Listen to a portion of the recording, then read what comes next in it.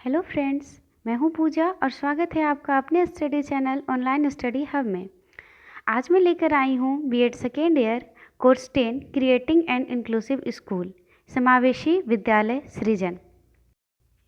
इससे पहले के दो वीडियो में हम लोग पहले के दो टॉपिक कवर कर चुके हैं। आज चलते हैं हम अपने नेक्स्ट टॉपिक की ओर। आपके सिलेबस का नेक्स्ट टॉपिक है historical perspective and the second topic is meaning of formality. इन दोनों टॉपिक के बारे में आज हम लोग पूरी तरह से डिस्कस करेंगे। तो हमारा पहले टॉपिक की ओर चलते हैं, ऐतिहासिक परिप्रेक्ष्य यानी हिस्टोरिकल पर्सपेक्टिव। यहाँ पर्सपेक्टिव में एस शूट किया है, यहाँ एस होता। शिक्षा के क्षेत्र में अनेक क्रांतिकारी परिवर्तन होने के कारण शिक्षा के विभिन्न रूप वर्तमान समय में दिखाई पड़ते हैं। क्या होता है कि पहले के समय से ही शिक्षा में हमेशा क्रांतिकारी परिवर्तन आते रहे हैं। शिक्षा के विभिन्न रूप प्राचीन काल में शिक्षा के स्वरूप उपस्थित थे। क्या थे? पहले ज़माने में जो शिक्षा के विभिन्न स्वरूप थे वो उपस्थित थे, परंतु उनकी व्यवस्था एवं स्थितियां भिन्न थीं। प्राचीन काल में विशिष्ट शिक्षा का संप्रदाय उपस्थित था। गुरु द्रोणाचार्य द्वारा भील बालक एकलव्य को शिक्षा प्रदान करने से इसलिए मना कर दिया था कि वह धनुर्विद्या विद्या के रूप में राजशाही शिक्षा की योग्यता नहीं रखता था। यानी कि जो विशिष्ट शिक्षा था वो पहले ज़माने में थे, लेकिन उसका कुछ अलग रूप था। पहले का जो शिक्षा था वो हमें किस रूप में मिलता था? हमारे जो जाति थे, जो हमारे वर्ण हैं, उनके अनुसार हमें शिक्षा दी जाती थी। यानी कि जो वील बालक था, जो गुरु थे, वो अपने वील बालक को क्या किए थे, उनको जो शिक्षा थी वो नहीं देते थे। क्या की शिक्षा? अर्थशास्त्र की शिक्षा, वेद पुराण की शिक्षा, धनुर्विद्या की शिक्षा वो नहीं देना चाहते थे, क्योंकि पहले शिक्षा वर्ण और जाति के आधारित पे दिया जाता था। तो यहाँ पे कहा गया है कि धनुर्विद्या विद्या के रूप में राजशाही शिक्षा की योग्यता नहीं रखते थे। यानी जो राजशाही बालक होते थे, जो राजा के फैमिली से बिलोंग करते थे, वैसे बालक होते थे, केवल उन्हें धनुर्विद्या की शिक्षा दी जाती थी। प्राचीन काल में गुरु में इतनी योग्यता होती थी कि वह यह जान लेता था कि किस छात्र को कौन से शिक्षा प्रदान की जाए। इससे यह पता चलता है कि विशेष शिक्षा की व्यवस्था प्राचीन काल में भी थी। प्राचीन काल में क्या होता था, जो गुरु होते थे उनको मालूम होता था कि जो कौन से बालक हैं उनको किस तरह की शिक्षा देनी है। तो इससे के पहले के ज़माने पे क्या होता था, ट्रेनिंग जैसे बीएड जैसे कोर्सेस नहीं थे। अभी कुछ समय से बीएड कंपलसरी भी हो गए हैं और बीएड जैसे कोर्सेस प्रशिक्षण आए हैं। इससे पहले ये सब नहीं थे। इससे यह पता चलता है कि विशिष्ट शिक्षा की व्यवस्था प्राचीन काल में भी थी। या उस समय विशिष्ट शिक्षा किस पर आधारित थी? जाति और वर्ण व्यवस्था पर आधारित थी, परंतु अब ऐसा नहीं है। प्राचीन काल में समावेशी शिक्षा वर्ण व्यवस्था पर आधारित थी। उदाहरण अनुसार क्षत्रिय वर्ण के बालक को धनुर्विद्या एवं रण कौशल से संबंधित शिक्षा प्रदान की जाती थी। यानी जो क्षत्रिय होते थे वो युद्ध वगैरह करते थे, इसलिए उन लोगों को धनुर्विद्या एवं रण कौशल की संबंधित शिक्षा प्रदान की जाती थी। तथा केवल ब्राह्मणों को वेद पुराण के ज्ञान के लिए उपयुक्त माना जाता था। यानी अगर वो ब्राह्मण के अलावा किसी और वर्ग से बिलोंग करते तो उन्हें वेद पुराण की शिक्षा नहीं दी जाती। तो जो केवल ब्राह्मण होते थे, केवल उन्हें ही वेद पुराण की ज्ञान के लिए उपयुक्त माना जाता था।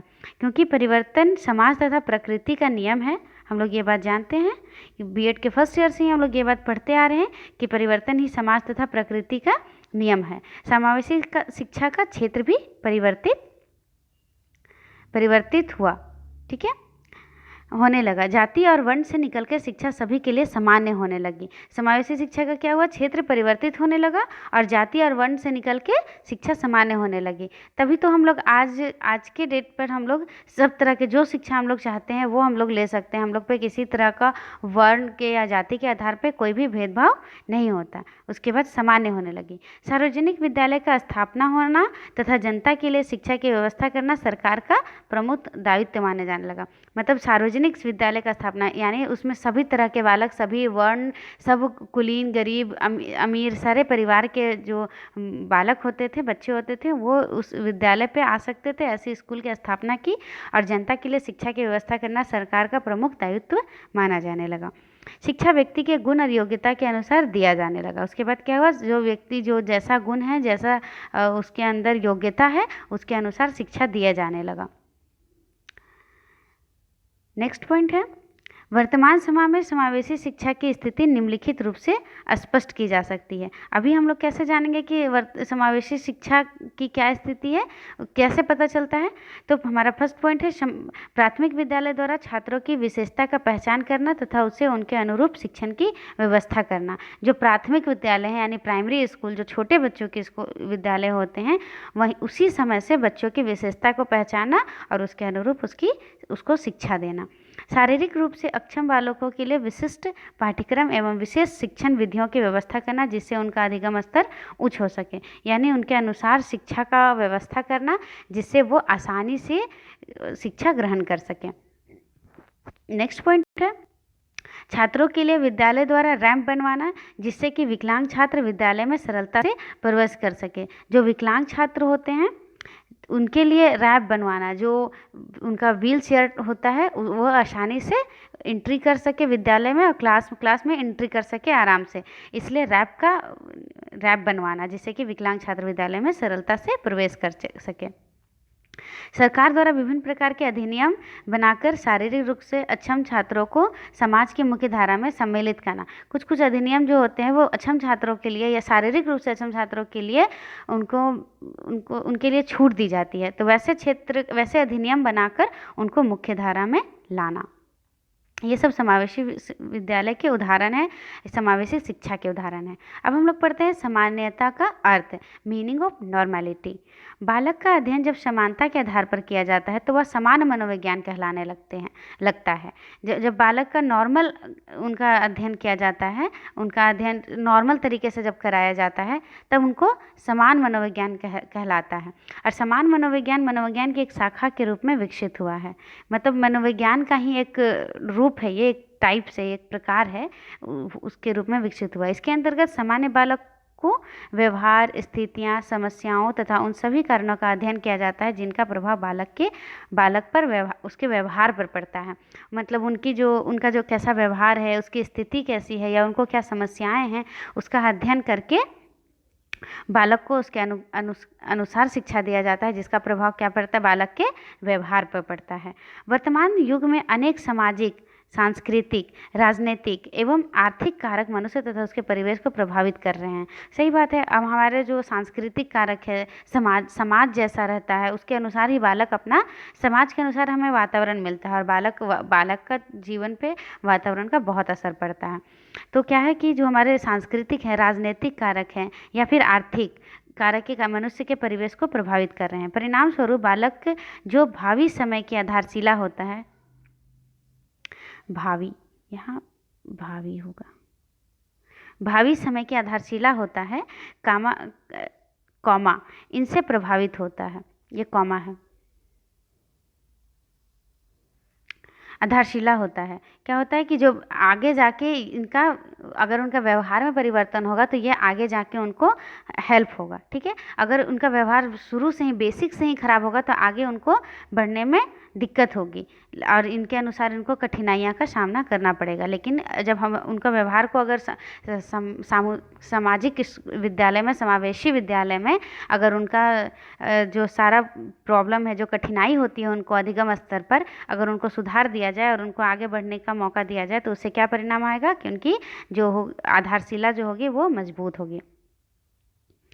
इससे प्रभावित होता है। बालक के विकास में मुख्य रूप से विभिन्न कारकों या तत्वों का योग रहता है। ठीक है, बहुत सारे कारक होते हैं, उनके तत्व जो होते हैं उनका मिश्रण होता है। इनमें जैविक कारक, अनुवांशिक कारक, वातावरणीय और शारीरिक कारकों को सम्मिलित किया जाता है।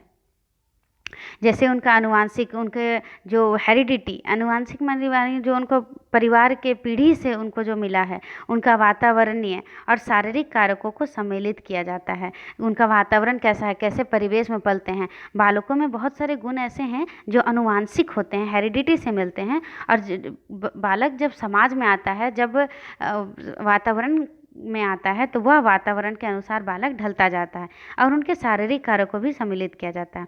वंशानुक्रम तथा वातावरण दो ऐसे कारक हैं जो प्रत्येक स्थिति में सभी बालक के विकास को किसी न किसी रूप में अवश्य प्रभावित करते हैं। वातावरण का भी बालक में असर पड़ता है और आनुवांशिक वंश का भी उनमें असर होता है। वंशानुक्रम को मानव की व्यक्तिगत शक्तियों, क्षमताओं का आधार माना जाता है। मतलब जो बालक शुरू में जैसे जन्म लेता है वो उसके वंश के अनुसार होता है, और जो वातावरण में आकर सीखता है वो वातावरणीय कारक के अनुसार होता है।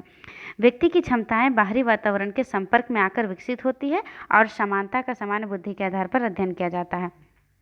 व्यक्ति का जो क्षमता है, उसका जो कार्य कौशलता है, वो सब वातावरण के संपर्क में ही आके विकास होती है, और उसके अंतर्निहित जो गुण होते हैं उसका विकास वातावरण में होता है, लेकिन अंतर्निहित जो गुण होता है वो वंश मनो अनुवांशिक रूप में ही उन्हें मिलता है। सामान्य विकास को प्रमुख रूप से प्रभावित करने वाले शारीरिक कारक निम्नलिखित हैं। मतलब जो हमारे सामान्य विकास है, जो हम लोग का नॉर्मल डेवलपमेंट है, उसको प्रभावित करने का, उसको कौन कौन से फैक्टर्स अफेक्ट करते हैं, प्रभावित करने वाले शारीरिक कारक। ठीक है, उसमें सबसे पहला है रोग। बालकों में पाए जाने वाले प्रकार के रोग उनको उनके विकास को प्रभावित करते हैं। अगर बालक जैसे जन्म से ही अगर उन्हें किसी तरह की कोई बीमारी है तो वह क्या होता है, बालक के शारीरिक को प्रभावित करते हैं। यदि कोई बालक बाल्यकाल में टाइफाइड यानी टीबी आदि संक्रामक रोगों से ग्रस्त हो जाता है तो उसका विकास क्षीण हो जाता है। कि अगर उन्हें किसी भी तरह की कोई बीमारी, यहाँ टीबी होगा, टीबी एक बीमारी है, ट्यूबरक्लोसिस संक्रामक, एक तरह से ये डिजीज है, वायरस डिजीज, रोगों से ग्रस्त हो जाते हैं तो उसका विकास क्षीण हो जाता है। इसके विपरीत जिन बालकों में किसी प्रकार का कोई रोग नहीं होता उन बालकों का विकास संतुलित रूप से होता है। हम लोग अपने आसपास भी देखते होंगे कि जो किसी तरह से बचपन से ही अगर उन्हें किसी तरह का बीमारी होता है, जैसे छोटी सी बात है, अगर कोई बालक को निमोनिया होता है तो उन्हें 7 सालों तक उन्हें सर्दी खांसी सीजन बाई सीजन होते रहते हैं, उन्हें ठंडा से बचना होता है। लेकिन अगर जिन्हें निमोनिया नहीं होता है वो कितना भी, मतलब अगर थोड़ा ठंडा वंडा भी अगर वो लोग खा ले तो उनको कोई बहुत ज़्यादा इफेक्ट नहीं पड़ता। हमारा नेक्स्ट टॉपिक है पोषाहार। जिन बालकों को बाल्यकाल से ही पौष्टिक एवं, ये बाल्यकाल होगा, मिसप्रिंट हो गया है, मिसटाइप हो गया है,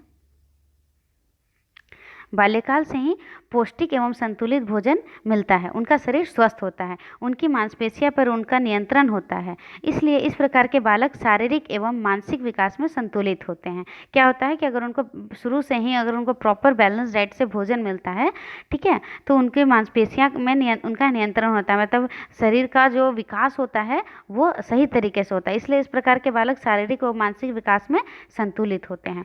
इसके विपरीत जिन लोगों का होगा,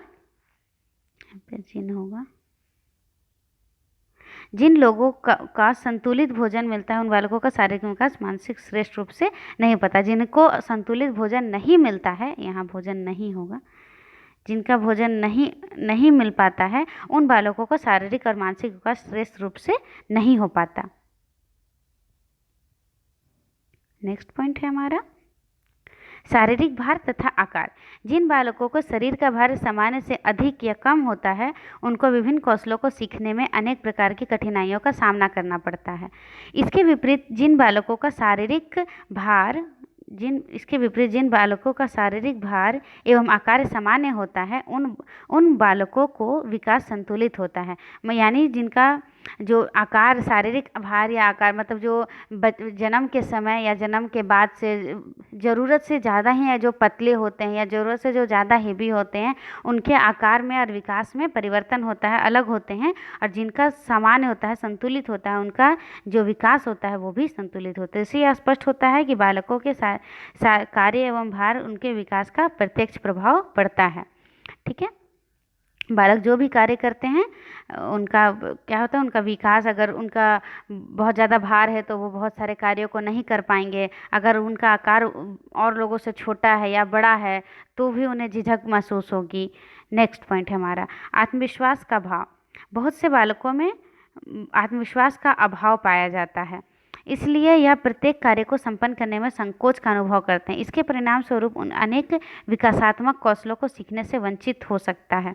इसके विपरीत जिन बालकों में आत्मविश्वास पाया जाता है, काम वाले बालक प्रत्येक कार्य को करने का प्रयास करते हैं तथा उन्हें विकास की गति तीव्र होती है। यानी कि मतलब जिन जिन बालकों में आत्मविश्वास की कमी पाई जाती है, उस कार्य को कर किसी भी कार्य को विद्यालय में या घर परिवार में कहीं भी किसी कार्य को करने में वह संकोच महसूस करते हैं, लेकिन जिनमें आत्मविश्वास भरपूर पाया जाता है या फिर जिनका शारीरिक या मानसिक व्यवस्था सब सब ठीक होता है, उनमें आत्मविश्वास पाई जाती है और आत्मविश्वास वाले बालक की विकास की जो गति होती है वो तीव्र होती है। हमारा आज का टॉपिक यहीं ख़त्म होता है। मिलते हैं नेक्स्ट टॉपिक के साथ नेक्स्ट वीडियो में। तब तक के लिए धन्यवाद। Bye bye and take care.